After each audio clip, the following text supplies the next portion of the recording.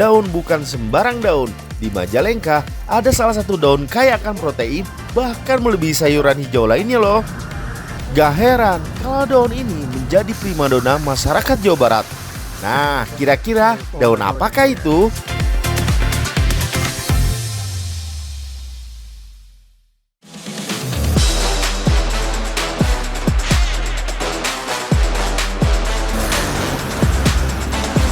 Secret Lovers, di Majalengka ada kuliner yang jadi primadona.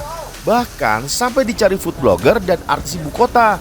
Mulai dari Irfan Hakim, Ayu Azhari, dan Sisi Priscilia. Ini dia makanan yang paling dicari, pencok katel dan kembang simet. Daun katel merupakan jenis sayuran yang banyak ditemukan di Majalengka. Hampir di setiap rumah makan di Majalengka terdapat menu pencok katel maupun sayur tumis katel. Salah satunya rumah makan yang ada di pusat kota Majalengka. Rumah makan ini terbilang unik Secret Lovers. Soalnya konsep dapurnya zaman dulu dan letaknya ada di depan pintu masuk.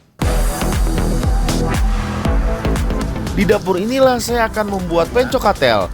Buatnya simpel banget kok. Pertama, buat sambal pencoknya dulu ya. Kalau sudah, tinggal cuci bersih daun katelnya. Setelah itu dicampur deh dengan sambal yang sudah dibuat. Nah, jadi deh pencok katelnya. Gimana? Mudah kan? Nah, ini dia yang namanya pencok katel Majalengka. Sebenarnya pencok itu kalau diartiin sesuai dengan Kamus Besar Bahasa Indonesia, pencok itu adalah sayur yang diberi bumbu. Jadi nggak cuma katel aja, ada juga bisa kacang panjang, buncis, sama lenca. Nah, makanya kalau pencok ini macam-macam tiap daerah di Jawa Barat. Dalam bahasa Sunda, pencok berarti ulek atau tumbuk. Pencok sebenarnya adalah sambal khas Jawa Barat yang sayurannya tidak direbus alias mentah dan bumbunya diulek kasar. Walaupun sekilas sama, ternyata pencok dan karedok itu berbeda Secret Lovers. Pencok menggunakan bumbu kencur, sementara karedok menggunakan bumbu kacang tanah yang sudah dihaluskan. Di rumah makan ini tidak hanya ada pencok katel, tapi ada juga olahan khas Majalengka yang terbuat dari bunga. Nah, ini namanya goreng kembang simet. Kembang, bunga dimakan. Iyalah, yang penting jangan bunga terakhir ya Bu, itu lagu. Nah, ini dia namanya kembang simet atau kalau di bahasa Indonesia bunga belalang. Karena di bahasa Sunda, simet itu artinya belalang. Kembang simet adalah bunga dari Taman Kasia Antilana yang merupakan bunga khas dari Majalengka, Jawa Barat. Berbeda dengan katel yang bisa dimakan mentah, kalau kembang simet atau bunga belalang ini harus direbus dulu ya Secret Lovers. Untuk bumbunya terbuat dari cabai merah, cabai hijau, bawang merah, bawang putih, jahe, dan kencur. Ini kan direbus dulu, posisinya kembang harus sampai matang, sampai layu. Direbus 15 sampai setengah jam. Terus habis itu ditiriskan. Udah ditiriskan, goreng sampai kriuk, lalu dikeringkan lagi biar minyaknya nggak ada, pakai alat yang disebut spinner. Bunga belalang yang sudah direbus harus ditiriskan sampai kering ya. Baru deh setelah itu digoreng. Tumis kembang simet ini mirip keripik karena teksturnya renyah dan gurih. Kembang simet ini memiliki rasa unik gurih asin yang menyerupai belalang. Nah, jadi nggak heran kan kalau bunga ini dijuluki bunga belalang. Kalau di Majalengka, makan pencok katel harus ditemani dengan tumis kembang simet, sambal dadak, dan oncom goreng. Kombinasi makanan khas Majalengka ini memang ajib benar Secret Lovers. Selaras dengan banyaknya olahan katel di Majalengka, membuat permintaan daun katel semakin meningkat. Nah, salah satu daerah penghasil daun katel di Majalengka ada di Desa Sindangkasih. Hampir sebagian masyarakatnya berprofesi sebagai petani daun katel. Salah satunya Anen yang sudah 20 tahun menjadi petani daun katel. Ia mendapatkan ilmu nanam katel dari kakek dan neneknya. habis itu disebor tuh pakai air. Nanti udah 3 hari. Baru dikasih air gitu ya? Ya. Kenapa 3 hari Pak? Kenapa nggak langsung disebor ya? Nantinya busuk kalau langsung disebor, apalagi musim hujan. Musim hujan ya? Iya. Oh, jadi musim hujan malah nggak bagus ya buat Ya, katel ya. ini ya? Musimnya enakannya itu musim Kering gini ya? panas. Panas ya? Ya. Ini kacang apa sih? Kacang kedelai bahan tempe. Bibit yang biasa dipakai adalah kacang kedelai impor yang dicampur dengan kacang kedelai lokal. Kelebihan bibit kacang kedelai impor lebih kuat dan cepat tumbuh. Namun kualitas katel yang dihasilkan tidak sebagus kacang kedelai lokal. Oh iya, penanaman bibitnya harus rapat ya, agar tanaman katelnya bisa tumbuh lebih banyak. Tanaman kacang kedelai sangat rentan terhadap air. Jadi benih kacang kedelainya harus ditutup dengan pasir hitam yang dapat menyerap air. Jadi setelah tadi dikasih pasir, tanah yang berisi bibit kacang kedelai ini harus ditutup daun pisang ya Pak ya? Iya. Nah ditutup daun pisang itu kenapa? Biar kalau nanti kena hujan dia nggak langsung ke tanah. Karena kacang kedelai ini kalau misalkan dikasih banyak air, nanti dia jadi busuk ya Pak ya? Iya. Jadi nggak tumbuh secara maksimal, makanya ditutup sama daun pisang. Iya. Bahkan sampai kering.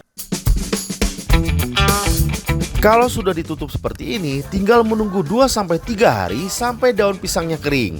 Daun kotel ini belum bisa dipanen skit lovers. Tunggu kurang lebih 4 hari. Daun katel yang masih kecil ini akan ditutup terpal agar cepat tumbuh dan terlindungi dari air hujan. Nah, kalau katelnya sudah setinggi ini, tandanya siap untuk dipanen. Nah ini adalah pucuk pertama dari kacang kedelai yang orang sini bilangnya katel. Nah ini yang dimakan nih. Ini yang dipanen nanti. Nah, ini yang bisa diolah. Bentuknya tuh kayak ini ya Pak ya, kayak benalu di pohon mangga ya. Iya. Cuman dia ini aman bisa dimakan, bahkan dia kaya akan protein, banyak gizinya nih. Makanya nggak heran kalau ini lagi viral, lagi banyak disukai sama masyarakat Majalengka. Nih Pak, kita panen ya? Iya. Oke.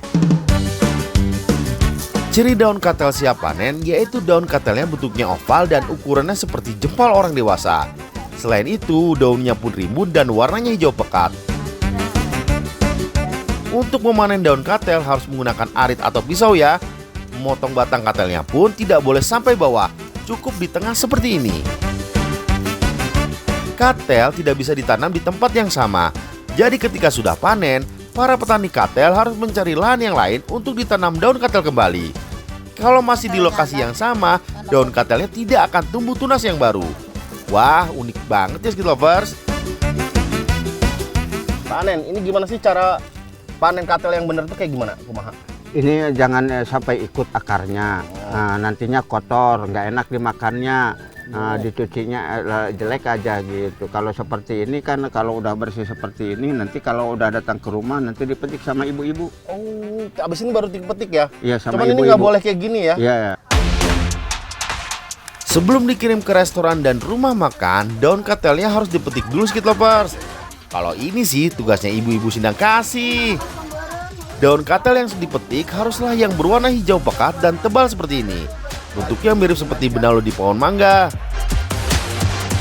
Untuk batang dan pucuk daun mudanya tidak dibuang ya. Biasanya sisa petikan daun katel ini akan dibawa oleh para pemetik daun katel untuk diolah menjadi tumisan daun katel. Bu Wiwin, ini kan Iya. dipetik. Iya. Nah, ini kenapa di atasnya nggak bisa dipetik, Bu? Ya, emang nggak boleh dipetik ya? Nggak boleh, Oh. nggak boleh dipetik. Tapi bisa diolah. Bisa. Jadi kalau katel ini, daun pucuk yang masih muda ini yang lebih lembek itu nggak dipakai karena yang dipakai Iya. itu yang keras-keras seperti ini. Iya. Tapi yang sisa-sisa yang daun muda ini ternyata bisa dimakan juga. Kalau Iya. di sini dioseng ya, Dioseng, ditumis iya. sama oncom, sama ikan Sama- peda, sama iya. sambal, Sama toge. sama toge, Sama tahu. sama tahu. Iya. Kok jadi lapar sih? Oh, lapar ya? Daun katel yang sudah dipetik ini akan dikirim ke berbagai daerah di Jawa Barat seperti Bogor, Bandung, dan Tasikmalaya. Meski berukuran kecil, daun katel khas Majalengka ini menyimpan kandungan gizi yang melimpah seperti protein nabati, serat, kalsium, zat besi, dan antioksidan. Daun katel dipercaya membantu menjaga tekanan darah, melancarkan pencernaan, serta meredakan nyeri sendi dan otot. Berkat khasiat itulah banyak yang terpikat dengan daun katel khas Majalengka.